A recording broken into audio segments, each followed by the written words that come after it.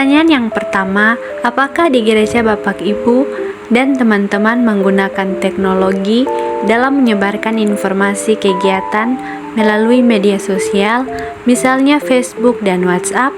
Terdapat 34 jawaban, 91,2% menjawab ya, dan 8,8% menjawab tidak. Pertanyaan yang kedua, apakah di gereja Bapak Ibu dan teman-teman mempunyai akun aktif di media sosial, misalnya Facebook, Instagram, dan Twitter? Terdapat 34 jawaban, 79,4% menjawab ya, dan 20,6% menjawab tidak. Pertanyaan yang ketiga, apakah di gereja Bapak Ibu dan teman-teman menggunakan teknologi untuk mengelola data dan informasi anggota jemaat?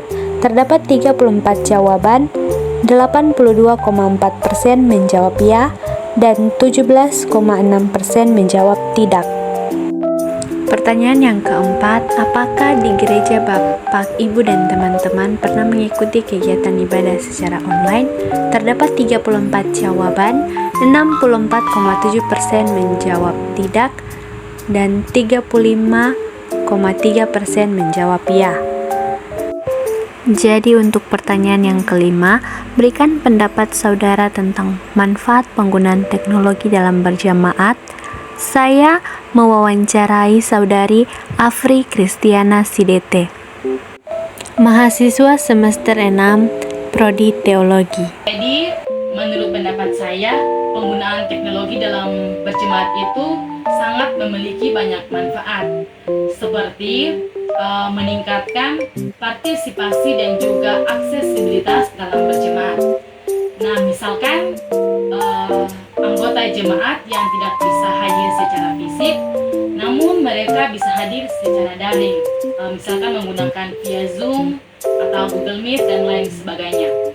Ada juga manfaatnya seperti dengan mudah menyampaikan komunikasi dan juga penyebaran informasi mengenai ibadah tersebut, misalkan penyampaian tempat, lokasi, dan juga hari dalam pelaksanaan ibadah.